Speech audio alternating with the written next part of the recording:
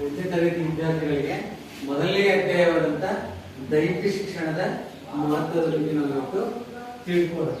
ದೈಹಿಕ ಶಿಕ್ಷಣ ಎಂದರೇನು? ಯಾರು ಹೇಳ್ತಾರೆ? ದೈಹಿಕ ಶಿಕ್ಷಣ ಎಂದರೇನು?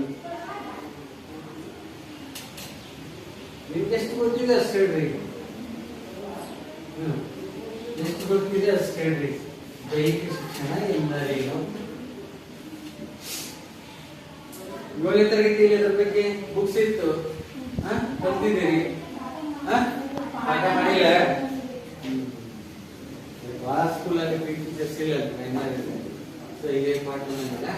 ನಾವು ಅಂದ್ರೆ ದೈಹಿಕ ಶಿಕ್ಷಣ ಅಂದ್ರೆ ಯಾವುದೇ ಒಬ್ಬ ವ್ಯಕ್ತಿಯನ್ನ ದೈಹಿಕವಾಗಿ ಮತ್ತು ಮಾನಸಿಕವಾಗಿ ಏನು ಸದೃಢನನ್ನಾಗಿ ಮಾಡುವುದಕ್ಕೆ ದೈಹಿಕ ಶಿಕ್ಷಣ ಅಂತ ಕರಿತೀವಿ. ಯಾವುದೇ ಒಬ್ಬ ವ್ಯಕ್ತಿಯನ್ನ ದೈಹಿಕವಾಗಿ ಮತ್ತು ಮಾನಸಿಕವಾಗಿ ಸದೃಢನನ್ನಾಗಿ ಮಾಡುವುದಕ್ಕೆ ದೈಹಿಕ ಶಿಕ್ಷಣ ಅಂತ ಕರಿತೀವಿ.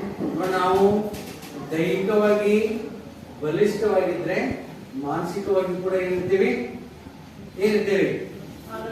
ಆರೋಗ್ಯದಿಂದ ಇರ್ತೀವಿ. ಹೌದಿಲ್ಲ? ನಮ್ಮ ಆರೋಗ್ಯನೇ ಚೆನ್ನಾಗಿಲ್ಲ ಅಂದ್ರೆ ಏನ್ ಮಾಡ್ತೀವಿ? ಮೆಂಟಲಿ ಮಾನಸಿಕವಾಗಿ ಕೂಡ ನಾವು ಸದೃಢವಾಗಿರಲಿಲ್ಲ ನೋಡಿ. ಅದೇ ರೀತಿ ಯಾವುದೇ ಒಂದು ದೇಶ ಬಲಿಷ್ಠವಾಗಿರ್ಬೇಕಾದ್ರೆ ಅಲ್ಲಿರ್ತಕ್ಕಂಥ ನಾಗರಿಕರು ಅಂದ್ರೆ ಪ್ರಜೆಗಳು ಗೊತ್ತಿಲ್ಲ ಆರೋಗ್ಯದಿಂದ ಬಲಿಷ್ಠವಾಗಿದ್ರೆ ಮಾತ್ರ ಆ ದೇಶ ಏನಿರುತ್ತೆ, ಬಲಿಷ್ಠವಾಗಿರುತ್ತೆ. ಉದಾಹರಣೆಗೆ ನಮ್ಮ ದೇಶದಲ್ಲಿ ಎಷ್ಟಿದೆ ಜನಸಂಖ್ಯೆ? ನಮ್ಮ ಭಾರತ ದೇಶದ ಜನಸಂಖ್ಯೆ ಎಷ್ಟಿದೆ?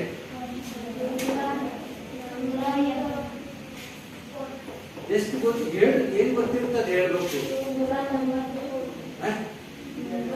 140 ಕೋಟಿಗಿನ 144-45 ಕೋಟಿ ಇದೀವಿ, ಗೊತ್ತಾಯ್ತಲ್ಲ? ಸೊ ಅದರಲ್ಲಿ ಒಂದು 100 ಕೋಟಿ ಜನ ಬರೀ ರೋಗಿಗಳಲ್ಲಿ, 45 ಕೋಟಿ ಜನ ಅಷ್ಟೇ ಆರೋಗ್ಯದಿಂದ. ಅವಾಗ ಆ ದೇಶ ಏನಾಗುತ್ತೆ? ಬಲಿಷ್ಠ. ಹೌದಿಲ್ಲ?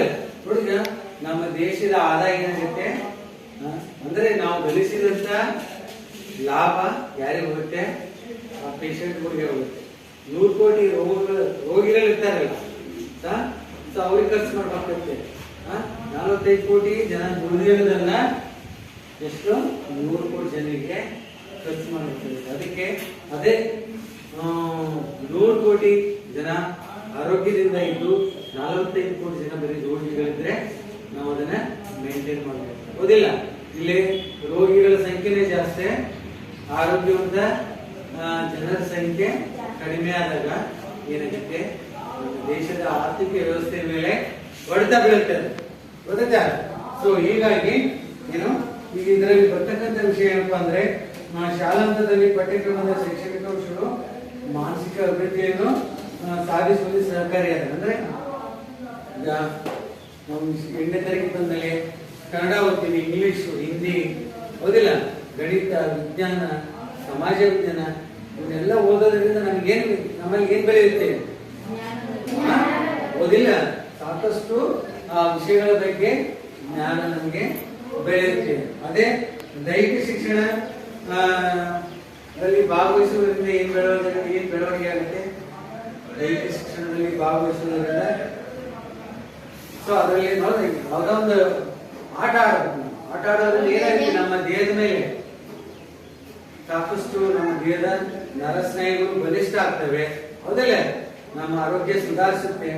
ಸೊ ದೈಹಿಕವಾಗಿ ನಾವು ಬೆಳವಣಿಗೆ ನೋಡಿದ್ರೆ ವಿಷಯಗಳು ನಮಗೆ ಜ್ಞಾನವನ್ನ ತಂದ್ಕೊಟ್ರೆ ದೈಹಿಕ ಶಿಕ್ಷಣದಲ್ಲಿ ಭಾಗವಹಿಸುವುದರಿಂದ ನಮ್ಗೆ ಏನಾಗುತ್ತೆ ಅಂದ್ರೆ ಸಮರ್ಪಕ ದೈಹಿಕ ಬೆಳವಣಿಗೆ ಹಾಗೂ ದೇಹದ ಅಳತೆ ಸಾಧಿಸುವುದನ್ನ ನಾವು ಖಚಿತಪಡಿಸುತ್ತೇವೆ.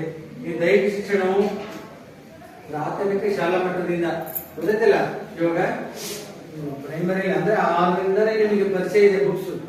ದೈಹಿಕ ಶಿಕ್ಷಣ ಕೆಲವೊಂದು ಶಾಲೆಗಳಲ್ಲಿ ದೈಹಿಕ ಶಿಕ್ಷಣ ಶಿಕ್ಷಕರಿದ್ದಾರೆ, ಇನ್ನು ಕೆಲವು ಶಾಲೆಗಳಲ್ಲಿ ಇಲ್ಲ, ಹೌದಿಲ್ಲ? ಸ್ವಲ್ಪ ಇಲ್ಲ ಅಂದ್ರೆ ಅದರಿಂದ ನೀವು ವಂಚಿತರಾದಂಗೆ, ಹೌದಿಲ್ಲ? ಯಾಕಂದ್ರೆ ಯಾವ ಕ್ರೀಡೆಗಳನ್ನ ನಿಮಗೆ ಸಮಗ್ರವಾದ ಮಾಹಿತಿ ಸಿಗಲಿಲ್ಲ, ಹೌದಿಲ್ಲ? ಸಮಗ್ರವಾದ ಮಾಹಿತಿ ಏನಾರ ಆಟ ಆಡುತ್ತಂದ್ರೆ ನೀವೇನ್ಪ ನಿಮ್ಮ ನಿಯಮಗಳ ಪ್ರಕರಣ ಆಗ್ತಿದ್ದೀವಿ. ಸೊ ಹೌದಿಲ್ಲ? ಸೊ ಹೀಗಾಗಿ ಅದು ಸರ್ಕಾರದ ಹಂತ ಹಂತವಾಗಿ ಅವ್ನು ತುಂಬಿಕೊಳ್ತಿದ್ದಾನೆ. ಆಮೇಲೆ ಇದರಲ್ಲಿ ಬರ್ತಕ್ಕಂಥದ್ದು ಹಲವಾರು ಅಂದ್ರೆ ದೈಹಿಕ ಕ್ರೀಡೆಯಲ್ಲಿ ತೊಡಗೋದ್ರಿಂದ ನಮಗೆ ದೇಹದ ಮೇಲೆ ಏನೇನು ಲಾಭಗಳಾಗ್ತವೆ ಅಂತಕ್ಕಂಥದ್ದು. ಮೊದಲನೇದು ದೈಹಿಕ ದಾಢ್ಯತೆಯನ್ನು ಹೆಚ್ಚಿಸುತ್ತದೆ.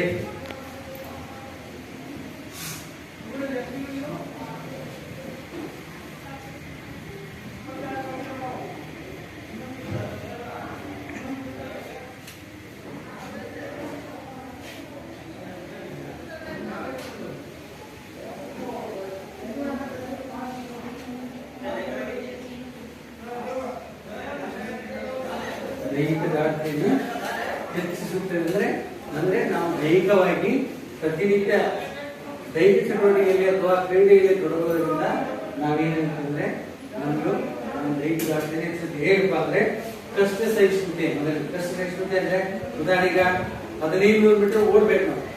ಯಾರಾದ್ರೂ ಓಡಿದ್ರೆ 1500 ಮೀಟರ್ ಆರೋಗ್ಯ ಬೆಳೆದಿರ್ತಿದ್ದಾರೆ. ಸೊ 1500 ಮೀಟರ್ ಓಡ್ತಕ್ಕಂಥ ಸಂದರ್ಭದಲ್ಲಿ ದೂರ ಓಡ್ಬೇಕಾದ್ರೆ ಗೊತ್ತಾ, ದೂರ ಓಡೋದ್ರಿಂದ ಏನಾಗುತ್ತೆ ಓಡಿ ಓಡಿ ಓಡಿ ನಮ್ಗೆ ಆಯಾಸ ಆಗುತ್ತೆ, ಹೌದಿಲ್ಲ? ಪ್ರಾಕ್ಟೀಸ್ ಇದ್ರೆ ಅದು ಓಡಲಿಕ್ಕೆ ಸಾಧ್ಯ, ಹೌದಿಲ್ಲ? ಪ್ರತಿನಿತ್ಯ ಪ್ರಾಕ್ಟೀಸ್ ಮಾಡೋದ್ರಿಂದ ಆ ಒಂದು ಕಷ್ಟವನ್ನ ಸಹಿಸಿಕೊಳ್ಳುವಂತ ಸಾಮರ್ಥ್ಯ ನಮ್ಮಲ್ಲಿ ಬೆಳೆಯುತ್ತೆ. ಏನೇ ಒಂದೇ ಸಲ 1500 ಮೀಟರ್ ಓಡಿದ್ರೆ ಏನಾಗುತ್ತೆ, ಒಂದು ಉಸಿರಾಟ ಕ್ರಿಯೆ ವೇಗವಾಗುತ್ತೆ, ಆಯಾಸ ಆಗುತ್ತೆ, ಹೌದಿಲ್ಲ?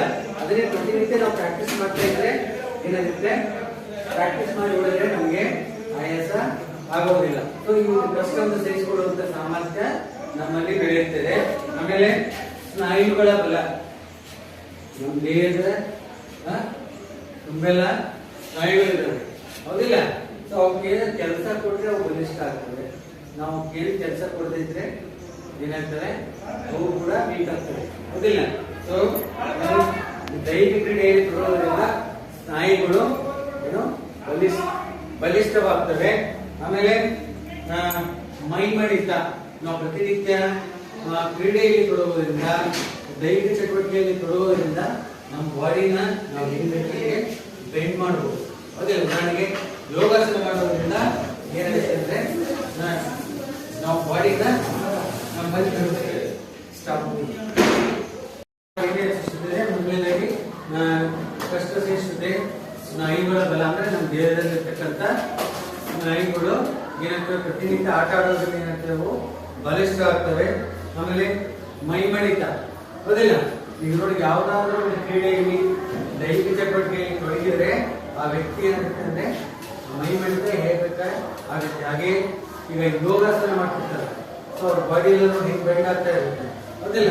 ನಾವು ಏನು ನಮ್ಮ ಆರೋಗ್ಯಕ್ಕೆ ಅಂದ್ರೆ ನಮ್ಮ ದೇಹಕ್ಕೆ ಯಾವ್ದು ಚಟುವಟಿಕೆ, ನಾವು ಯಾವ್ದು ಕ್ರೀಡೆಯಲ್ಲಿ ಭಾಗವಹಿಸ್ತೀವಿ ನನಗೆ ಆಮೇಲೆ ತಿನ್ನೋದು ಕುತ್ಕೊಂಡು ಬರೀ ಹಂಗೆ ಮಾಡೋದು ಏನಾಗುತ್ತೆ ಅಂದ್ರೆ ನಮಗೆ ಸ್ನಾಯುಗಳು ಬಲನ ಆಗಿಲ್ಲ, ನಮ್ಮ ಬಾಡಿ ಬೆಂಡನು ಆಗೋದಿಲ್ಲ. ಆಮೇಲೆ ದೇಹ ಸಂಯೋಜನೆ ಇಲ್ಲ, ನಿಮ್ಗೆ ಹೇಳಿದ್ರೆ ಅಷ್ಟೇ ಅಲ್ವಾ? ದೇಹ ಸಂಯೋಜನೆ ಅಂದ್ರೆ ಕೆಲವೊಂದ್ ಕಡೆ 100 ಮೀಟರ್ ಇರ್ತಾರೆ, 100 ಮೀಟರ್ ನಾವು ಫಾಸ್ಟ್ ಆಗಿ ಓಡ್ಬೇಕಾಗುತ್ತೆ, ಹೌದಿಲ್ಲ? 100 ಮೀಟರ್ ಓಟವನ್ನ ಫಾಸ್ಟ್ ಆಗಿ ಓಡ್ಬೇಕಾಗುತ್ತೆ. 1500 ಮೀಟರ್ ಓಟವನ್ನ ಮಧ್ಯಮ ವೇಗದಲ್ಲಿ ಓಡಬೇಕು. ಸೊ ನಾವು 100 ಮೀಟರ್ ಓಟವನ್ನ ಓಡಬೇಕಾದ್ರೆ ಕಾಲು, ಕೈಗಳು, ಕಣ್ಣುಗಳು ಸಂಯೋಜನೆ ಇರಬೇಕು, ಗೊತ್ತಾಯ್ತಲ್ಲ? ಅದಕ್ಕೊಂದು ಹೊಂದಾಣಿಕೆ ಇರಬೇಕು, ಅಂದಾಗ ಮಾತ್ರ ಓಡಲಿಕ್ಕೆ ಸಾಧ್ಯ. ಈ ಎಲ್ಲಾ ಅಂಶಗಳು ದೈಹಿಕ ಚಟುವಟಿಕೆಯಲ್ಲಿ ಭಾಗವಹಿಸುವುದರಿಂದ ಇವು ಲಾಭ ಆಗುತ್ತೆ. ಇನ್ನು ದೀರ್ಘಕಾಲಿಕ ಆರೋಗ್ಯ ಲಾಭಗಳು,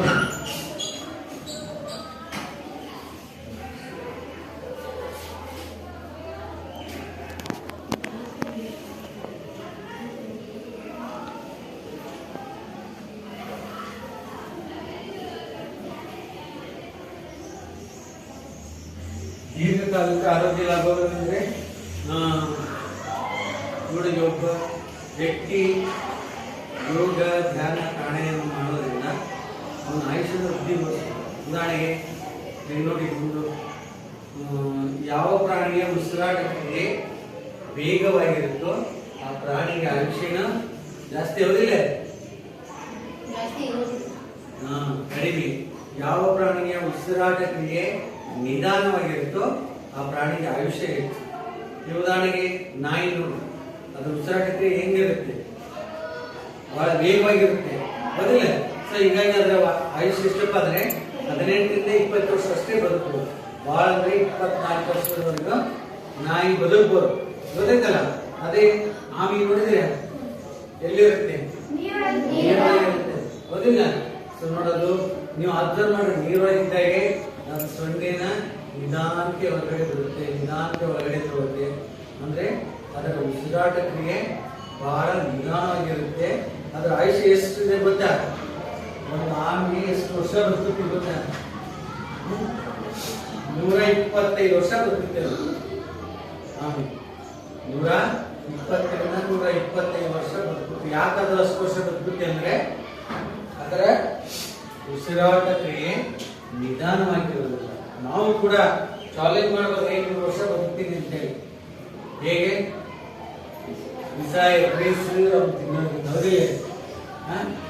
ಇನ್ನು ಮನುಷ್ಯನಿಗೆ ನೋಡಿದ್ರೆ ನಾವು ಮುಷ್ಟಾಲ್ ಭೋಜನ ಅಂದ್ರೆ ಒಳ್ಳೊಳ್ಳೆ ಊಟ ಮಾಡೋರು ಜಾಸ್ತಿ ವರ್ಷ ಬದುಕ್ತಾರೆ ಅಂತ ಅಲ್ಲ. ನಾವು ಮಾಡ್ತಕ್ಕಂಥ ಯೋಗ, ಧ್ಯಾನ, ಪ್ರಾಣಾಯಾಮ ಇವುಗಳಿಂದಲೂ ಕೂಡ ನಾವು ನಮ್ಮ ಆಯುಷ್ಯನ ವೃದ್ಧಿ ಮಾಡ್ಕೋಬಹುದು. ನೋಡಿ, ಹಿಂದಿನ ಕಾಲದಲ್ಲಿ ಋಷಿಗಳು ಎಷ್ಟೋ ವರ್ಷಗಳವರೆಗೆ ಅನ್ನ, ಆಹಾರ, ನೀರು ಇಲ್ಲದೆ ತಪಸ್ಸು ಬಿಟ್ಕೊಳ್ಳೋದು, ಓದಿಲ್ಲ.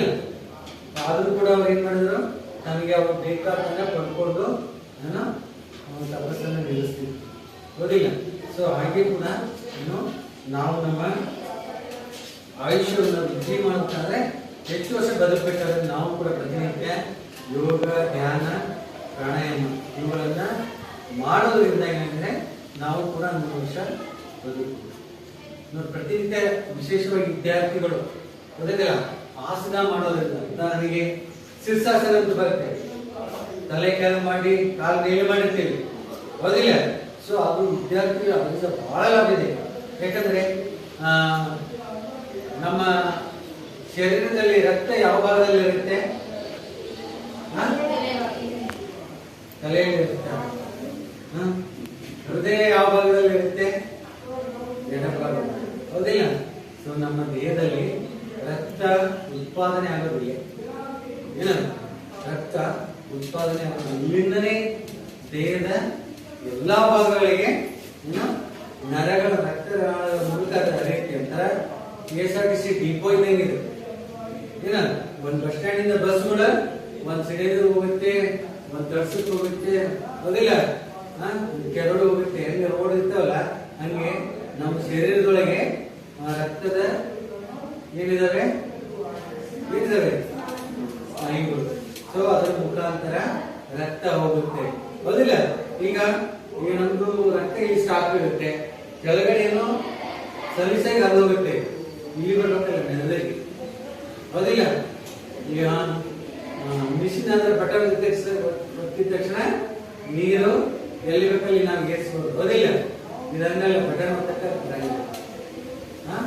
ಇಲ್ಲಿಂದ ಆನಾಗಿ ನ್ಯಾಚುರಲ್ ಆಗಿ ಹೋಗ್ಬೇಕಲ್ಲ, ಹೋಗಕ್ಕಾಗಿ. ಅದಕ್ಕೆ ಮಾಡ್ತೀವಿ ನಾವು ಇಲ್ಲಿಗೆ ರಕ್ತದ ಸಂಚಾರ ಕಡಿಮೆ ಆಗ್ತಂದ್ರೆ ಅನೇಕ ಸಮಸ್ಯೆಗಳಿರ್ತವೆ. ಹೀಗಾಗಿ ಶೀರ್ಷಾಸನ ಮಾಡೋದ್ರಿಂದ ನಮ್ಮ ಹೃದಯದಲ್ಲಿರ್ತಕ್ಕಂಥ ಶುದ್ಧವಾದ ರಕ್ತ ನಮ್ಮ ರಕ್ತನಾಳದ ಮುಖಾಂತರ ನಮ್ಮ ಮೆದುಳಿಗೆ ಬರುತ್ತೆ, ಗೊತ್ತೈತಲ್ಲ.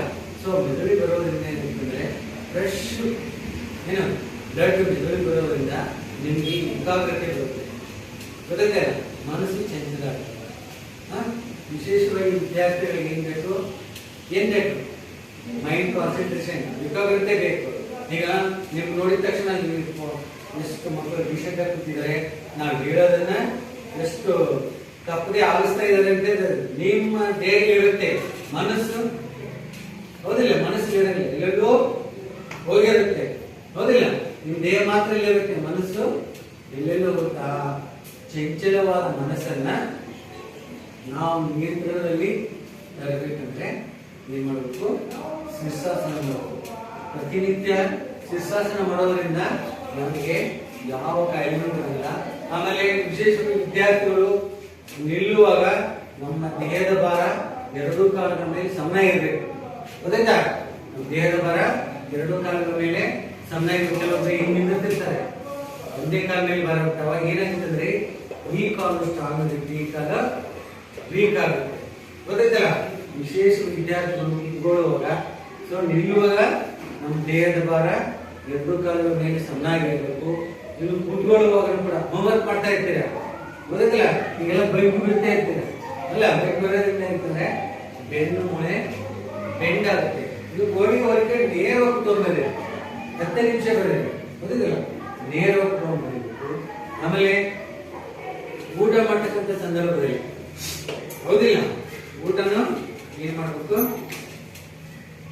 ಈಗ ಹಿಂದಿನ ಕಾಲದಲ್ಲಿ ನಿಮ್ಮ ಹಳೆ ಅರ್ಥ ಅಜ್ಜಂಗೆ ಕೇಳಿ ಅವರೆಲ್ಲ ಈಗಿನಂಗೆ ಯಾವುದು ಡೈನಿಂಗ್ ಟೇಬಲ್ ಚೇರ್ ಇರಲಿಲ್ಲ.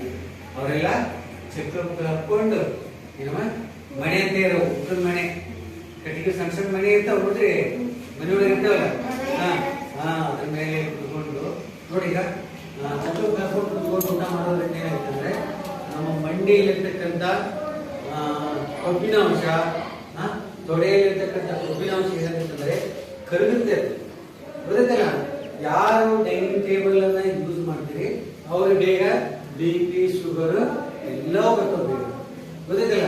ಯಾರು ಕೆಳಗಡೆ ಕುತ್ಕೊಂಡು ಊಟ ಮಾಡ್ತಾರೆ ಅವರ ಆರೋಗ್ಯ ಚೆನ್ನಾಗಿರುತ್ತೆ. ಸೊ ಈ ಶೀರ್ಷಾಸನ ಮಾಡೋದ್ರಿಂದ ಏನಂತಂದ್ರೆ ನಮ್ಮ ಹೃದಯದಲ್ಲಿರ್ತಕ್ಕಂಥ ಶುದ್ಧವಾದ ರಕ್ತ ನಮ್ಮ ಮೆದುಳು ಬರುತ್ತೆ. ಗೊತ್ತಾಯ್ತಾ? ಮೆದುಳು ಬರೋದ್ರಿಂದ ಮೆದುಳು ಆಕ್ಟಿವ್ ಆಗಿರುತ್ತೆ, ಏಕಾಗ್ರತೆ ಬರುತ್ತೆ, ಮತ್ತೆ ಮೆಮರಿ ಪವರ್. ವಿಶೇಷವಾಗಿ ವಿದ್ಯಾರ್ಥಿಗಳು ಅದೇ ಬೇಕು, ನೆನಪಿನ ಶಕ್ತಿ, ಆ ಮೆಮರಿ ಪವರ್ ಕೂಡ ಹೆಚ್ಚಿಗಾಗುತ್ತೆ. ಶೀರ್ಷಾಸನ ಮಾಡೋದ್ರಿಂದ ಇಷ್ಟು ಲಾಭಗಳಿದೆ, ಗೊತ್ತಾಯ್ತಲ್ಲ? ಸೊ ಆಮೇಲೆ ಮಲಗುವಾಗ ಕೂಡ ಅಷ್ಟೇ ವಿದ್ಯಾರ್ಥಿಗಳು ಯಾವಾಗಲೂ ಬಲಭುಜವನ್ನ ಮೇಲ್ ಮಾಡಿ ಮಲಗಬೇಕು. ಗೊತ್ತಾಯ್ತಾ? ಇದು ನೆಲಕ್ಕಾಗಿರ್ಬೇಕು, ಗೊತ್ತಾಯ್ತಲ್ಲ? ಬಲಭುಜ ಮೇಲಾಗಿರ್ಬೇಕು, ಇಲ್ಲ ಮುಖ ಮೇಲ್ ಮಾಡಿ ಮಲಗಬೇಕು. ಗೊತ್ತಾಯ್ತಲ್ಲ? ಇನ್ ಕೆಲವರು ಹೊಟ್ಟೆ ಹಚ್ಚಿ ಮಲಗ್ತಾರೆ, ಗೊತ್ತಾಯ್ತಾ? ನಮ್ಗೆ ಮಲಗಬಾರ್ದು, ಗೊತ್ತಾಯ್ತಲ್ಲ? ಇಲ್ಲಿ ನಾವು ಆಹಾರ ಸೇವಿಸಿರ್ತೀವಿ, ಓದಿಲ್ಲ, ಇಲ್ಲೆಲ್ಲ ಇರುತ್ತೆ, ಓದಿಲ್ಲ. ಇದರಲ್ಲಿ ನೋಡಿ, ನಾವು ಹೊಟ್ಟೆ ಕೆಳಗೆ ಮಾಡಿ ಮಲಗೋದ್ರಿಂದ ಏನಾಗುತ್ತೆ? ಫ್ರೆಶ್ ಆಗುತ್ತೆ, ಡೈಜೆಷನ್ ಆಗಲಿಲ್ಲ. ಡೈಜೆಷನ್ ಆಗ್ಲಿಕ್ಕೆ ಅಲ್ಲಿ ಅವಕಾಶನೇ ಇಲ್ಲ, ಯಾಕಂದ್ರೆ ಅದ್ರ ಮೇಲೆ ಭಾರ ಹಾಕಿದ್ದೇವಲ್ಲ ನಾವು. ಅದಕ್ಕೆ ಮೇಲೆ ಮುಖ ಮಾಡಿ ಮಲಗಬೇಕು, ಇಲ್ಲ ಬಲಭುಜವನ್ನ ಮೇಲ್ ಮಾಡಿ ಯಾರು ಮಲಗ್ತಾರೋ ಅವರಿಗೆ ಇಂಜೆಕ್ಷನ್ ಗುಳಿಗೆ ಡಾಕ್ಟರ್ ಅವಶ್ಯಕತೆನೇ ಇಲ್ಲ. ಗೊತ್ತಿಲ್ಲ?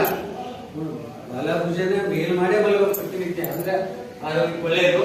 ಇಲ್ಲ ಮುಖ ಮೇಲ್ ಮಾಡಿ ಮಲಗಬೇಕು, ಗೊತ್ತಿಲ್ಲ? ಹ್ಯಾಂಡ್ ಬ್ಯಾಗ್ ಹೆಂಗಿದ್ರೆ ಬೇಗ ಹೋಗಿ ಹಾಕ್ಸಿರ್ತಿರೋರು, ಗೊತ್ತಿಲ್ಲ? ಕೆಲವೊಬ್ರು ಯಾವ್ದಿರುತ್ತೆ ಮಲಗಬಾರ್ದು, ಅವರು ಯಾವಾಗ್ಲೂ ಮಲಗಬಾರ್ದು, ಗೊತ್ತಿಲ್ಲ? ಇಲ್ಲೆಲ್ಲ ನಾವು ಸೇವಿಸಿದಂತ ಆಹಾರ ಸರಿಯಾಗಿ ರಚನೆ ಆಗೋದಿಲ್ಲ. ಆಮೇಲೆ ಉಸಿರಾಟ ಗಾಳಿ ತಗೊಳ್ಬೇಕಂದ್ರೆ ಒಳಗೆ ಹೋಗಿಲ್ಲ. ಸೊ ಅದಕ್ಕೆ ವಿದ್ಯಾರ್ಥಿಗಳು ಕುಳಿತುಕೊಳ್ಳುವಾಗ ಬೆನ್ನು ನೇರವಾಗಿರುತ್ತೆ ನೋಡ್ಕೋಬೇಕು, ನಿಲ್ಲುವಾಗ ನಮ್ಮ ದೇಹದ ಭಾರ ಎರಡು ಕಾಲುಗಳ ಮೇಲೆ ಸಮನಾಗಿರ್ಬೇಕು. ಗೊತ್ತಾಯ್ತಲ್ಲ? ಯಾವಾಗಲೂ ಬಲಭುಜವನ್ನ ಮೇಲ್ ಮಾಡಿ ಮಲಗಬೇಕು. ಗೊತ್ತಾಯ್ತಲ್ಲ? ಇದೆಲ್ಲ ಇವರಿಂದನೇ ಒಂದು ರೂಢಿಸಿಕೊಂಡ್ರೆ 100 ವರ್ಷ ಗ್ಯಾರಂಟಿ ಬರ್ಕೊಡ್ತೀವಿ. ಗೊತ್ತಾಯ್ತಲ್ಲ? ಇನ್ನು ಇದರಲ್ಲಿ ಕೆಲವೊಬ್ರು ಪ್ರಾಣಾಯಾಮ ಇದೆ, ಸಾಕಷ್ಟು ಇದೆ. ಆ ಪ್ರಾಣಾಯಾಮ ಮಾಡೋದ್ರಿಂದ ನಮ್ಮ ಆರೋಗ್ಯ ಬಹಳ ಸುಧಾರಿಸುತ್ತೆ. ಅದರಲ್ಲಿ ವಸ್ತ್ರದೌತಿ ಅಂತ ಬರುತ್ತೆ. ವಸ್ತ್ರದೌತಿ ಬಿಳಿ ಬಟ್ಟೆನ ಅವ್ರು ಏನ್ ಮಾಡ್ತಾರೆ, ಮುಂತಾರೆ ಬಾಯಿ ಮುಖಾಂತರ ಬಿಳಿ ಬಟ್ಟೆ, ಕಾಟನ್ ಬಟ್ಟೆ, ಅದು ಹೇಳ್ತೀನಿ ನಾನು. ಅದು ಅವ್ರ ಎಲ್ಲರಿಗೂ ನುಂಗಿದಂತ ಬಟ್ಟೆ ನಾಭಿವರಿಗೂ ಬರ್ಬೇಕಾದ್ರೆ ನುಡಿಬೇಕಾದ್ರೆ, ಅಂದ್ರೆ ಮಾರ್ಗದರ್ಶನ ಬೇಕು ಎಲ್ಲರಿಗೂ ಬರಬೇಕು. ಅದನ್ನ ನುಂಗಿ ಏನ ನಮ್ಮ ದೇಹದೊಳಗೆ ಹೋದಂತ ಬಿಳಿ ಬಟ್ಟೆ ತೆಗೆದ್ರೆ ಎಲ್ಲ ಬ್ಲ್ಯಾಕ್ ಆಗಿರುತ್ತೆ. ಏನ ಬ್ಲ್ಯಾಕ್ ಆಗಿರುತ್ತೆ. ನಾವೆಲ್ಲ ಹೊರಗಡೆ ಏನ ಫೇರ್ ಲವ್ಲಿ ಪೌಂಡ್ಸ್ ಹಚ್ಚಿದ್ದಷ್ಟೇ ಏನ ಬೆಳ್ಳಿಗಳು ಕೂಡ ಒಳಗಡೆ ಏನಾಗಿರುತ್ತೆ, ಇದ್ದೇ ಇರುತ್ತೆ. ಗೊತ್ತಾಯ್ತಲ್ಲ? ಸೊ ಅದಕ್ಕೆ ನಾವು ಕೆಲವರಿಗೆ ಪಿತ್ತ ಹಾಕಿರ್ತೇವೆ, 10 ದಿವಸಕ್ಕೊಮ್ಮೆ ಗೊತ್ತಿಲ್ಲ ಒಬ್ಬಳಿಕೆ ಬರೋದು. ಅದು ಯಾಕಾಗುತ್ತೆ ಅಂದ್ರೆ ನಮ್ಮಲ್ಲಿ ಅಂದ್ರೆ ಪಿತ್ತಾದ್ರೆ ಹುಳಿ ಜಾಸ್ತಿ ಸೇವನೆ ಮಾಡ್ತಿರ್ತಾರಲ್ಲ ಅಂತ ಏನ್ ಸ್ಟಾಪ್ ಆಗಿ ಗೊತ್ತಲ್ಲ, ಹುಳಿ ಪದಾರ್ಥ ಸ್ಟಾಕ್ ಇರುತ್ತೆ, ಅದಕ್ಕೆ ಪದೇ ಪದೇ ವಾಮಿಟಿಂಗ್ ಗೊತ್ತಿಲ್ಲ. ಅದಕ್ಕೆ ನಾವು ಹೇಗೆ ಈಗ ಅಮಾವಾಸ್ಯೆಗೊಮ್ಮೆ ಎಲ್ಲ ಮನೆಯಷ್ಟು ತೊಳಿತೀವಿ, ಮೋಟ್ರ್ಗಳು ತೊಳಿತೀವಿ, ಗಾಡಿ ತೊಳಿತೀವಿ, ಬೈಕ್ಗಳು ತೊಳಿತೀವಿ, ಹೋಗಿಲ್ಲ. ಹಾಗೆ ನಮ್ಮ ದೇವರು ತೊಳಿಬೇಕು ಒಳಗಡೆ. ಹೇಗೆ ಬ್ರಷ್ ಆಗಿ ಉಜ್ಜೋದಿಲ್ಲ. ಸೊ ಹೇಗೆ ಬಂದರೆ ಬೆಳಗಿನ ಜಾವ ಬ್ರಷ್ ಮಾಡಿದ ತಕ್ಷಣ ಒಂದು 2-3 ಗ್ಲಾಸ್ ನೀರು ಕುಡಿಬೇಕು. ಜಾಸ್ತಿ ನೀರು ಕುಡಿದಷ್ಟು ಕುಡಿದು ನೀರು ಕುಡಿದು ಏನು ಮಾಡಪ್ಪ ಅಂದರೆ ನಿಮ್ಮ ಮೇಲೆ ಕೆಳಗೆ ಸುಮಾರು 15 ಸಲ ಮಾಡಬೇಕು. ಅಂದರೆ ಅದು ಒಳಗಡೆ ನೀರು ಮೇಲೆ ಕೆಳಗೆ ತೊಳೆಯುತ್ತೆ. ಸೊ ನಾವು ಹೆಂಗೆ ನೀರು ಹಾಕಿ ಹಿಂಗೆ ಯಾವ್ದಾದ್ರು ಒಂದು ಡಬ್ಬಿ ಕ್ಲೀನ್ ಮಾಡ್ಬೇಕಾದ್ರೆ ಅಲಗಾಡಿಸ್ತಿಲ್ಲ, ಹಂಗೆ ಅಲಗಾಡಿಸ್ಬೇಕು. ಗೊತ್ತಾಯ್ತಲ್ಲ, ಅಲಗಾಡಿಸ್ತಿಂದ ಏನಿರ್ತಂದ್ರೆ ನೀರು ಒಳಗಡೆ ಇರ್ತಕ್ಕಂಥ ಎಲ್ಲ ಆಮೇಲೆ ಮಾಡಬೇಕು, ವಾಮಿಟಿಂಗ್ ಮಾಡ್ಕೋಬೇಕು. ಗೊತ್ತಿಲ್ಲ, ವಾಮಿಟಿಂಗ್ ಬರಂಗಿಲ್ಲ, ಡೈರೆಕ್ಟ್ ವಾಮಿಟಿಂಗ್ ನಾವೇ ಮಾಡ್ಕೋಬೇಕು. ಬೆಸ್ಟ್ ಆರೋಗ್ಯಕ್ಕೆ ಅಂದ್ರೆ ಒಳಗಡೆ ಇರ್ತಕ್ಕಂಥ ಎಲ್ಲ ಹೊರಗೆ ಬಂದ್ಬಿಡುತ್ತೆ. ಗೊತ್ತಾಯ್ತಲ್ಲ, ನಿಮ್ ಪಿತ್ತ ಇರ್ಬೋದು, ಆತ ಏನೇ ಇದ್ರು ಸೊ ಮತ್ತೆ ಫ್ರೆಶ್ ಆಗುತ್ತೆ. ಗೊತ್ತಾಯ್ತಲ್ಲ, ಹಿಂದಿನ ಕಾಲದಲ್ಲಿ ಬಟ್ಟೆ ನುಂಗಿ ಏನ್ ಮಾಡ್ತಿದ್ರು ಅಂದ್ರೆ ಬಟ್ಟೆ ಅದು ಮುಖಾಂತರ ತೆಗಿತೀವಿ. ಬಟ್ ಇವಾಗ ನಾವು ಜಾಸ್ತಿ ಆದರೆ ವಾರಕ್ಕೊಮ್ಮೆ ಮಾಡಿದ್ರೆ ಒಳ್ಳೆಯದು. ನೀರು ಕೂಡ ಏನ್ ಮಾಡ್ಬೇಕು, ಇದರ ಮೇಲೆ ಕೆಳಗೆ ಸುಮಾರು 15 ಮಾಡಿ ವಾಮಿಟಿಂಗ್ ಮಾಡ್ಕೊಳ್ಳೋದ್ರಿಂದ ಏನು ನಾವು ನಮ್ಮ ಬಟ್ಟೆಯನ್ನು ಕೂಡ ಸ್ವಚ್ಛ ಮಾಡ್ಬೋದು. ಈಗ ಹೊರಗಿನ ಭಾಗವನ್ನ ಸೋಪ್ ಹಚ್ಚಿ ಬ್ರಷ್ ಹಚ್ಚಿ ಉಜ್ಬೋದು, ಕ್ಲೀನ್ ಮಾಡ್ಕೋಬೇಕು. ಹೌದಿಲ್ಲ, ಒಳಗಿಂದ ಮಾಡಬೇಕಾಗಲ್ಲ. ಸೊ ಅದನ್ನ ನಾವು ಕ್ಲೀನಾಗಿ ಇಟ್ಕೋಬೇಕಂದ್ರೆ ಅತಿ ಈಸಿ ವಿಧಾನ ನೀರು ಕುಡಿದ. ಗೊತ್ತಾಯ್ತಿಲ್ಲ, ವಾಮಿಟಿಂಗ್ ಮಾಡ್ಕೊಂಡ್ರೆ ಗೊತ್ತಾಯ್ತಿಲ್ಲ, ಮನೆ ಕಷ್ಟ ಅಟ್ಲೀಸ್ಟ್ ಎಲ್ಲದೂ ಮಾಡ್ಬೇಕು. ಬರಂಗಿಲ್ಲ ವಾಮಿಟಿಂಗ್, ನೀರು ಜಾಸ್ತಿ ಕೊಡ್ಬೇಕು. ನಾವೇ ಉದ್ದೇಶಿಸ್ಬೇಕು, ಡೈರೆಕ್ಟ್ ವಾಮಿಟಿಂಗ್ ಮಾಡೋದು ಆರೋಗ್ಯ ಬಹಳ ಒಳ್ಳೆಯದು. ಅದು ಒಂಥರ ಹೊಟ್ಟೆ ತೊಳೆದಂಗೆ ಏನಪ್ಪ. ಈಗ ಫಿಲ್ಟರ್ ಕ್ಯಾನ್ ಇರ್ತವೆ, ಹೌದಿಲ್ಲ ಮನೆಗೆ, ಮತ್ತೆ ಇನ್ನೊಂದ್ಸಲ ತುಂಬಿರ್ತಾರೆ, ತೊಳಿತೀವಲ್ಲ ನಮಗೆ. ಸೊ ಇಲ್ಲಿ ಸಾಕಷ್ಟು ಅವನ್ನೆಲ್ಲ ಮಾಡಿಬಿಟ್ರೆ ನಮಗೆ ಡಾಕ್ಟರ್ ಕಡೆ ಅವಶ್ಯಕತೆ ಇಲ್ಲ. ಇಷ್ಟು ಏನ ಪ್ರತಿನಿತ್ಯ ಯೋಗ, ಧ್ಯಾನ, ಪ್ರಾಣಾಯಾಮ ಸೊ ಇಷ್ಟು ಮಾಡಿಬಿಟ್ರೆ ಮತ್ತೆ ನಾನು ಹೇಳಿದ್ನಲ್ಲ ಬಟ್ಟೆ ನುಂಗೋದು ಯಾರು ಮಾಡಬಾರ್ದು ಹೇಳಿದೆ. ನಾನು ಅವಾಗಿನ ಕಾಲದಲ್ಲಿ ಮಾಡ್ತೀನಿ ಅಂದ್ರೆ ಅದಕ್ಕೆ ಸುಮ್ಮನೆ ಬರಂಗಿಲ್ಲ, ಅದು ಸಾಧನೆ ಮಾಡಬೇಕು. ಗೊತ್ತಾಯ್ತಾ, ಇನ್ನು ಕೆಲವರು ಮೂಗಿನೊಳಗೆ ದಾರ ಇಟ್ಕೊಂಡು ಬಾಯ ತೆಗಿತಾರೆ. ಶ್ವಾಸನಾಳ ಗೊತ್ತಾಯ್ತಲ್ಲ, ಶ್ವಾಸನಾಳ ಸ್ವಚ್ಛಗಳು ಅಂತ ಹೇಳಿ ಏನ್ ಮಾಡ್ತಾರೆ, ದಾರ ಅಥವಾ ಬಿಳಿ ಬಟ್ಟೆ ತೆಳ್ಳೊಂದು ಮೂಗಿನೊಳಗೆ ಏರ್ಸ್ಕೊಂಡು ಬರುತ್ತೆ, ಅದು ಬಾಯಿಗಿಂದ ತೆಗಿತಾರೆ. ಯಾರ್ಯಾರು ತೆಗಿದ್ರೆ ನಾವು ಮಾಡ್ತಿದ್ವಿ ಹೈಸ್ಕೂಲಲ್ಲಿ ಓದುವಾಗ ನಮಗೆ ಹೇಳ್ಕೊಡೋದು. ಗೊತ್ತಿಲ್ಲ, ಹಂಗೆ ಮಾಡೋದ್ರಿಂದ ಶ್ವಾಸನಾಳ ಏನಮ್ಮ ಸ್ವಚ್ಛ ಆಗುತ್ತೆ. ಗೊತ್ತಾಯ್ತಾ, ನಾವು ಮಾಡ್ತೀವಿ ನೀವು ಮಾಡಬೇಕಪ್ಪ ಹೇಳಿದ್ವಿ ನಾನು, ಯಾಕಂದ್ರೆ ಅದ್ರ ಹುಡಿಬೇಕದು. ಗೊತ್ತಾಯ್ತಾ, ಆಮೇಲೆ ಇನ್ ಕೆಲವರು ಮೂಗಿನೊಳಗೆ ನೀರು ತಕ್ಕೊಂಡು ಬಾಯಿ ಒಳಗೆ ಬಿಡ್ತಾರೆ. ಅದು ಕೂಡ ನಮ್ಮ ಶ್ವಾಸನಾಳವನ್ನ ಸ್ವಚ್ಛ ಮಾಡುವಂತ ಒಂದು ವಿಧಾನ. ಗೊತ್ತಾಯ್ತಾ, ಎಷ್ಟು ಇದವು ಸರಳ ಮಾರ್ಗಗಳಿದ್ದಾವೆ, ಆದ್ರೆ ನಾವು ಯಾವ ನಮ್ಮ ಜೀವನಗಳು ಅಳವಡಿಸ್ತಾ ಇಲ್ಲ. ನೋಡಿ, ವಿಶೇಷ ವಿದ್ಯಾರ್ಥಿಗಳು ಬೆಳಿಗ್ಗೆ ಒಂದು 10-15 ನಿಮಿಷ ನಿಮಗೆ ಟೈಮ್ ಸಿಗುತ್ತೆ, ಹೌದಿಲ್ಲ? ನಿಮ್ಮ ಮನೆಯಲ್ಲೇ ಸಾಕಷ್ಟು ಗಾಳಿ ಬೆಳಕಿರ್ತಕ್ಕಂಥ ಒಂದು ರೂಮ್ನಲ್ಲಿ ಅಥವಾ ಮನೆ ಮೇಲ್ಭಾಗದಲ್ಲಿ ಕೆಳಗಡೆ ಒಂದು ಜಮಖಾನ ಹಾಸ್ಕೊಂಡು ನೀವು ಸಾಕು ಎಷ್ಟು ಒಂದು 5 ಆಸನ, ಸ್ವಲ್ಪ ಪ್ರಾಣಾಯಾಮ, ಧ್ಯಾನ ಇಷ್ಟು ಮಾಡಿದ್ರೆ ಸಾಕು. ಗೊತ್ತಾಯ್ತಲ್ಲ, ನೀವು ಬಹಳ ಆಕ್ಟಿವ್ ಆಗಿರ್ತೀರ. ಗೊತ್ತಾಯ್ತಾ, ಏನು ದೀರ್ಘಕಾಲಿಕ ಅಭಿವೃದ್ಧಿಗೆ ಸಹಕಾರಿಯಾಗುತ್ತದೆ.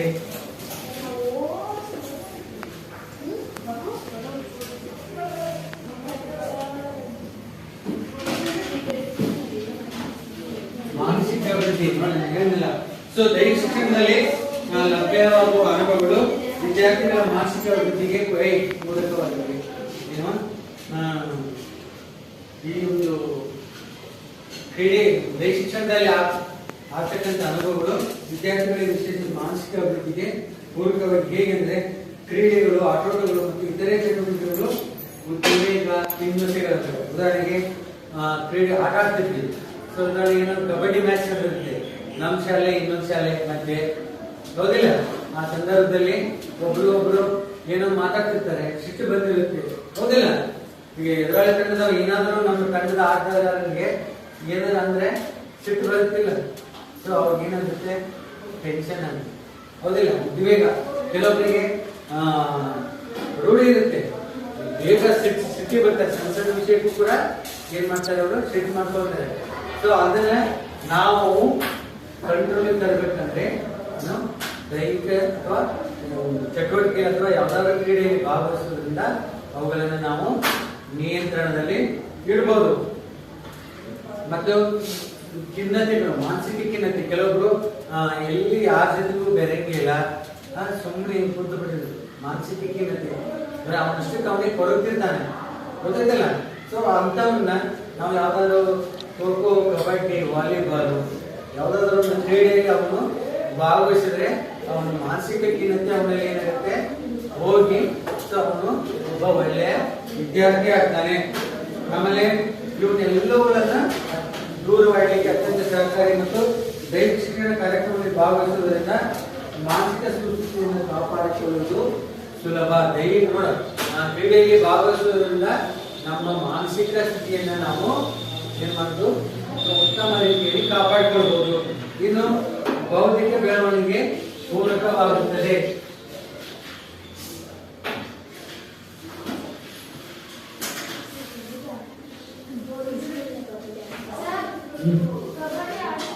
ಆಡಿಸ್ತೀನಿ ಏನ ದೈಹಿಕ ಶಿಕ್ಷಣದಲ್ಲಿ ಭಾಗವಹಿಸುವುದರಿಂದ ಏನಾಗುತ್ತದೆ, ಬುದ್ಧಿಶಕ್ತಿ ತೀಕ್ಷ್ಣಗೊಳ್ಳಲು ಅನುಕೂಲವಾಗುತ್ತದೆ. ನೋಡಿ, ಕಬಡ್ಡಿ ನಡೆದಿರುತ್ತೆ ಅಥವಾ ಖೋಖೋ ನಡೆದಿರುತ್ತೆ. ಈಗ ಅವನು 7 ನಿಮಿಷದ ಆಟ ಇರುತ್ತೆ, ತಪ್ಪಿಸ್ಕೋಬೇಕಲ್ಲ, 9 ಜನ ಅವನಿಗೆ ಮುಕ್ತವಾಗಿರ್ತಾರೆ, ಅವನು ಒಬ್ಬರೇ ಇರ್ತಾನೆ, ಹೌದಿಲ್ಲ? 9 ಜನರಲ್ಲಿ ಪಾರ ಆಗ್ಬೇಕಾದ್ರೆ ಅವನಲ್ಲಿ ಸುಮ್ಮನೆ ಬರಂಗಿಲ್ಲ, ಹೌದಿಲ್ಲ? ಪ್ರಾಕ್ಟೀಸ್ ಮಾಡಿರ್ಬೇಕು. ಆಮೇಲೆ ಅವನಲ್ಲಿ ಅವನು ಚಾಣಾಕ್ಷತನ ಇರ್ಬೇಕು, ಗೊತ್ತೈತಲ್ಲ? ಹೋಗಾಡ್ಬೇಕು. ಅವನು ಚಾಣಾಕ್ಷತನ ಎದರಿಂದ ಬೆಳೆಯುತ್ತೆ, ಕ್ರೀಡೆಯಲ್ಲಿ ಭಾಗವಹಿಸುವುದರಿಂದ ಅಥವಾ ದೈಹಿಕ ಚಟುವಟಿಕೆ ಮಾಡುವುದರಿಂದ ಆ ಒಂದು ಚಾಣಾಕ್ಷತನ ಬೆಳೆಯುತ್ತೆ. ಅದೇ ರೀತಿ ಕಬಡ್ಡಿ, ರೈಡರ್ ಇರ್ತಾನೆ, 7 ಜನ ಇರ್ತಾರೆ, 7 ಜನನ ಎದುರಿಸಿ ಬರ್ಬೇಕಾದ್ರೆ, ಹೌದಲ್ಲ? 7 ಜನಕ್ಕೆ ಎದುರಿಸಿ ಮತ್ತೆ ಅವ್ರು ಟಚ್ ಮಾಡಿ ಪಾಯಿಂಟ್ ತರಬೇಕು, ಹೌದಿಲ್ಲ? ಆ ಒಂದು ಗುಣ ಅವನಲ್ಲಿ ಬೆಳಿಬೇಕಾದ್ರೆ ಏನ್ ಮಾಡ್ಬೇಕು, ಅವನು ದೈಹಿಕ ಚಟುವಟಿಕೆ ಅಥವಾ ಕ್ರೀಡೆಯಲ್ಲಿ ಭಾಗವಹಿಸಿದ್ರೆ ಮಾತ್ರ ಬರುತ್ತೆ. ಇನ್ನು ಅದರಲ್ಲಿನ ಅನುಭವ ಮತ್ತು ತರಬೇತಿಯಿಂದಾಗಿ ಏಕಾಗ್ರತೆ ಹೆಚ್ಚುತ್ತದೆ, ಗೊತ್ತಿಲ್ಲ? ಆಟದಲ್ಲಿ ಉದಾಹರಣೆಗೆ ಸಾಕಷ್ಟು ಅನುಭವಗಳಾಗ್ತವೆ. ಆಮೇಲೆ ಪ್ರತಿನಿತ್ಯ ನಾವು ಪ್ರಾಕ್ಟೀಸ್ ಮಾಡೋದ್ರಿಂದ ಆ ಕ್ರೀಡೆಗಳನ್ನ ನಮಗೆ ಏಕಾಗ್ರತೆ ಬರುತ್ತೆ. ಉದಾಹರಣೆಗೆ ಒಬ್ಬ ಕ್ರಿಕೆಟ್ ಪ್ಲೇಯರು ಪ್ರತಿನಿತ್ಯ ಅವನು ಅದನ್ನೇ ಕ್ರಿಕೆಟ್ ಬೆಳಿಗ್ಗೆ ಸಾಯಂಕಾಲ ಅದನ್ನೇ ಪ್ರಾಕ್ಟೀಸ್ ಮಾಡ್ತಾ ಇದ್ರೆ ಏನಾಗುತ್ತದೆ, ಆ ಗೇಮ್ಗಳಿಗೆ ಅವನಿಗೆ ಕಾನ್ಸಂಟ್ರೇಷನ್ ಜಾಸ್ತಿ ಆಗುತ್ತೆ, ಹೌದಿಲ್ಲ? ಬೇರೆದ್ರ ಬಗ್ಗೆ ಉದಾಹರಣೆಗೆ ಒಬ್ಬ 100 ಮೀಟರ್ ಓಡ್ತಕ್ಕಂಥ ಓಟಗಾರ ಇರ್ತಾನೆ, ಬರೀ ಓಡೋದಷ್ಟೇ ಅವ್ನ ಕೆಲಸ. ಬೆಳಿಗ್ಗೆ ಸಾಯಂಕಾಲ ಅದನ್ನ ನಾವು ಪ್ರಾಕ್ಟೀಸ್ ಮಾಡಿಬಿಟ್ರೆ ಏನಾಗುತ್ತೆ ಅಂದ್ರೆ ಅವನಲ್ಲಿ ಕಾನ್ಸಂಟ್ರೇಷನ್ ಬರುತ್ತೆ. ನಾನು ಏನೋ ಈ ತರ ನಡೀತಕ್ಕಂಥ ಗ್ರೂಪ್ ಮಟ್ಟದ ಕ್ರೀಡಾಕೂಟ, ತಾಲೂಕು ಮಟ್ಟದ, ಜಿಲ್ಲಾ ಮಟ್ಟದ ಕ್ರೀಡಾಕೂಟದಲ್ಲಿ ನಾನು ಪ್ರಥಮ ಸ್ಥಾನ ಬರಲೇಬೇಕು ಅಂತಕ್ಕಂಥ ಅವನು ಚಾಲೆಂಜ್ ಮಾಡಿದ್ರೆ ಬಂದೇ ಬರ್ತಾನೆ, ಗೊತ್ತಾಯ್ತಾ? ಆಮೇಲೆ ಶೈಕ್ಷಣಿಕ ಸಾಧನೆ ಉತ್ತಮಗೊಳ್ಳುತ್ತದೆ. ಬರೀ ಅದಷ್ಟೇ ಅಲ್ಲದೆ ಕ್ರೀಡೆ ಆಡೋದ್ರ ಜೊತೆಗೆ ಆ ಒಬ್ಬ ವಿದ್ಯಾರ್ಥಿ ಶೈಕ್ಷಣಿಕವಾಗಿ ಒಳ್ಳೆ ಸಾಧನೆಯನ್ನು ಮಾಡಬಹುದು. ಈಗ ಉದಾಹರಣೆಗೆ ನೀವು ಪ್ರಾಕ್ಟೀಸ್ ಮಾಡಿದ ತಕ್ಷಣ ಆಟ ಆಡೋದಕ್ಕೆ ಯಾವ್ದಾದ್ರು ಮನೆಗೆ ಹೋಗಿ ಬ್ಯಾಗ್ ಇಟ್ಟು ಫ್ರೆಶ್ ಅಪ್ ಆಗಿ ಸೊ ನೀವು ಓದ್ಕೊಳ್ಳಿ ನೋಡಿ. ಅವಾಗ ಓದಿದ್ರಲ್ಲ ಆ ಮೈಂಡೇ ಬೇರೆ ಇರುತ್ತೆ, ನೀವು ಬೇರೆ ಅವಧಿಯಲ್ಲಿ ಓದ್ತಿರ್ತಿಲ್ಲ ಆ ಮೈಂಡೇ ಬೇರೆ. ಯಾಕಂದ್ರೆ ಇಲ್ಲಿ ಆಟ ಆಡಿಸಿದ ನಿಮ್ಮ ಸ್ನಾಯುಗಳು ಆಕ್ಟಿವ್ ಆಗಿರ್ತವೆ, ಗೊತ್ತಿದ್ದಲ್ಲ? ಸೊ ಅದನ್ನ ನೀವು ಮನೆಗೆ ಹೋಗಿ ಫ್ರೆಶ್ ಅಪ್ ಆಗಿ ಒಂದು ಅರ್ಧ ಗಂಟೆ ಅದನ್ನು ನೀವು ಓದ್ಕೊಂಡ್ಬಿಟ್ರೆ ನಿಮಗೆ ಬಹಳ ಹೋಗ್ತೀವಿ, ಬಹಳ ದಿನ ನೆನಪಿನಲ್ಲಿ ಗೊತ್ತಾಯ್ತಲ್ಲ? ಅಂತ ಒಂದು ಶಕ್ತಿ ಅದರಲ್ಲಿ ಇದು ಕ್ರೀಡೆಯಲ್ಲಿ ಭಾಗವಹಿಸುವುದರಿಂದ ನೀನು ಬರೀ ಕ್ರೀಡೆ ಅಂತನಲ್ಲ, ಯೋಗ ಗೊತ್ತಿದ್ದಾರೆ, ಯೋಗಾಸನ ಮಾಡೋದ್ರಿಂದ ಕೂಡ ಏನಾಗುತ್ತಂದ್ರೆ ಏಕಾಗ್ರತೆ ಬರುತ್ತೆ. ಸೊ ನಾವು ಓದಿದಂತ ವಿಷಯಗಳು ನಮಗೆ ಏನಾಗ್ತದೆ ನೆನಪಲ್ಲಿ ಇರ್ತದೆ. ನೀನು ಸಮಾಜದಲ್ಲಿ ಹೊಂದಿಕೊಳ್ಳುವ ಮನೋಭಾವ ಬೆಳೆಸುತ್ತದೆ. ಸಮಾಜದಲ್ಲಿ ನಾವು ಹೇಗಿರಬೇಕು ಅಂದ್ರೆ, ಸಮಾಜ ಅಂದ್ರೆ ಏನು, ಸಮಾಜ ಅಂದ್ರೆ ಏನು? ಸೊ ಅಲ್ಲೆಲ್ಲ ಒಂದು ಉದಾಹರಣೆಗೆ ಒಂದು ಊರು ಇರ್ತದೆ, ಅದರಲ್ಲಿ ಒಂದು ಏರಿಯಾ ಇರುತ್ತೆ, ಹೌದಿಲ್ಲ? ಅಲ್ಲಿ ಆ ಒಂದು ಸಮಾಜ ಅಂತ ಇರುತ್ತೆ, ಅಲ್ಲೆಲ್ಲ ಬೇರೆ ಬೇರೆ ಜನ ಇರ್ತಾರೆ, ಹೌದಿಲ್ಲ? ಒಂದೇ ಜಾತಿಯ ಜನರಿಲ್ಲ, ಬೇರೆ ಬೇರೆ ಜಾತಿಯ ಜನರಿರ್ತಾರೆ. ಸೊ ಅವ್ರ ಜೊತೆ ನಾವು ಹೇಗೆ ಹೊಂದ್ಕೊಳ್ಬೇಕು ಅಂತಕ್ಕಂಥ ಭಾವನೆಯನ್ನ ನಮ್ಮ ದೈಹಿಕ ಶಿಕ್ಷಣ ಕಲಿಸುತ್ತದೆ. ದೈಹಿಕ ಶಿಕ್ಷಣದಲ್ಲಿ ಚಟುವಟಿಕೆ ವಿದ್ಯಾರ್ಥಿಗಳನ್ನು ಆರೋಗ್ಯಕರವಾಗಿ ಸಮಾಜದಲ್ಲಿ ಬೆಳೆಯುವಂತೆ ಮಾಡುತ್ತವೆ. ಸೊ ಈಗ ಉದಾಹರಣೆಗೆ ಜಿಲ್ಲಾ ಮಟ್ಟದಲ್ಲಿ ಪ್ರಥಮ ಸ್ಥಾನ ಬಂದಿ ಅಂತ ತಿಳ್ಕೊಂಡು ಯಾವುದೋ ಒಂದು ಓಟದಲ್ಲಿ ಅವಾಗ ಏನ್ ಮಾಡುತ್ತಾ, ಸಮಾಜದಲ್ಲಿ ನಮ್ಗೆ ಎಷ್ಟು ಗೌರವ ಕೊಡುತ್ತೇವೆ, ಹೌದಿಲ್ಲ? ನೋಡಪ್ಪ, ಇಂಥ ವಿದ್ಯಾರ್ಥಿ ನಿಮ್ ಸಾಧನೆ ಮಾಡಿದ್ರೆ ಅಂತ ಹೇಳಿ ನಿಮಗೆ ಸಮಾಜದಲ್ಲಿ ಪ್ರೋತ್ಸಾಹ ಕೊಡುತ್ತೆ, ಗೌರವ ಕೊಡುತ್ತೆ, ಹೌದಿಲ್ಲ? ಹಾಗೆ ಸಹಕಾರ ಮಾಡಲು ರೂಢಿಸಿಕೊಂಡು ಗುಂಪು ಚಟುವಟಿಕೆ ತೊಡಗಲು ಅವಕಾಶಗಳು ಸೃಷ್ಟಿಯಾಗುತ್ತವೆ. ಉತ್ತಮ ನಡತೆಯನ್ನು ಬೆಳೆಸಿಕೊಳ್ಳಲು ವಿದ್ಯಾರ್ಥಿಗಳಿಗೆ ಅನುಕೂಲಕರ ಸನ್ನಿವೇಶಗಳು ದೈಹಿಕ ಶಿಕ್ಷಣ ಕಾರ್ಯಕ್ರಮದಲ್ಲಿ ಮೂಡಿರುತ್ತದೆ. ಸೊ ಈ ಕ್ರೀಡೆಯಲ್ಲಿ ಭಾಗವಹಿಸುವುದರಿಂದ ಉದಾಹರಣೆಗೆ ಸಾಮೂಹಿಕ ಕ್ರೀಡೆಗಳು, ಖೋಖೋ, ಕಬಡ್ಡಿ, ವಾಲಿಬಾಲ್. ಉದಾಹರಣೆಗೆ ಕಬಡ್ಡಿ ಅಂದ್ರೆ ಯೋಜನೆ ಇರ್ತದೆ, ಆಟ ಸ್ಪರ್ಧೆ ನಡೆದಂತ ಸಂದರ್ಭದಲ್ಲಿ ಯೋಜನೆ ಆಡ್ತಿರ್ತಾರೆ. ಒಟ್ಟು ಎಷ್ಟು ಜನ ಆಟಗಾರರಿರ್ತಾರೆ ಒಂದು ತಂಡದಲ್ಲಿ?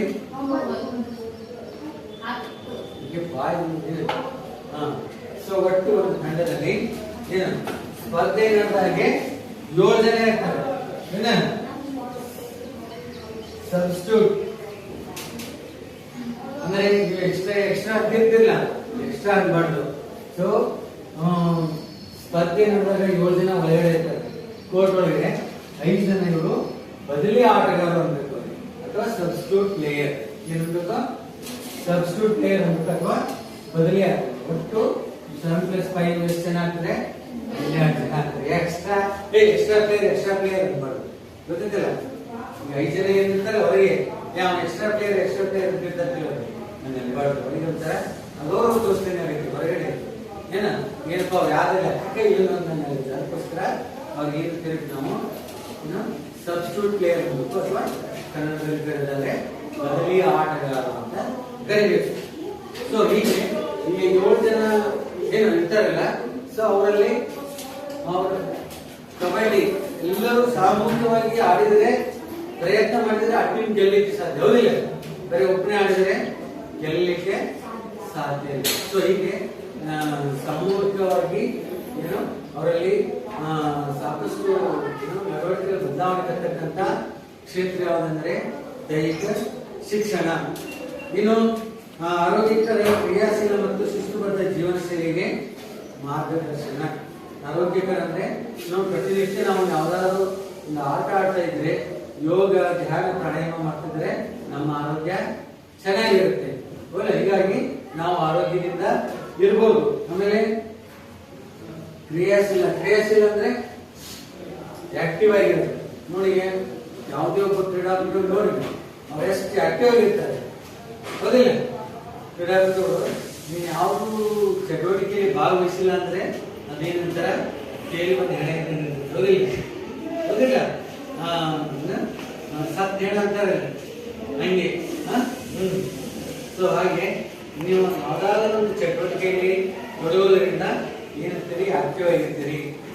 ಹಾಗೆ ಕ್ರೀಡೆಯಲ್ಲಿ ಭಾಗವಹಿಸೋದ್ರಿಂದ ವಿದ್ಯಾರ್ಥಿಗಳು ಆಕ್ಟಿವ್ ಆಗಿರ್ತಾರೆ, ಆಮೇಲೆ ಕ್ರಿಯಾಶೀಲರಾಗಿರ್ತಾರೆ, ಶಿಸ್ತುಬದ್ಧ ಅವರ ಲೈಫ್ ಸ್ಟೈಲ್, ಜೀವನ ಶೈಲಿ ಒಂಥರ ಶಿಸ್ತುಬದ್ಧವಾಗಿರುತ್ತೆ. ನೋಡಿ, ಉದಾಹರಣೆಗೆ ನಮ್ಮ ದೇಶದ ಕ್ರಿಕೆಟ್ ನೋಡಿ, ಸಾಕಷ್ಟು ಕ್ರೀಡಾಪಟುಗಳು ನೋಡಿದೆ, ಕಬಡ್ಡಿ ನೋಡಿದೆ, ಪ್ರೋ ಕಬಡ್ಡಿ ಆಡ್ತಕ್ಕಂತಾರೆ.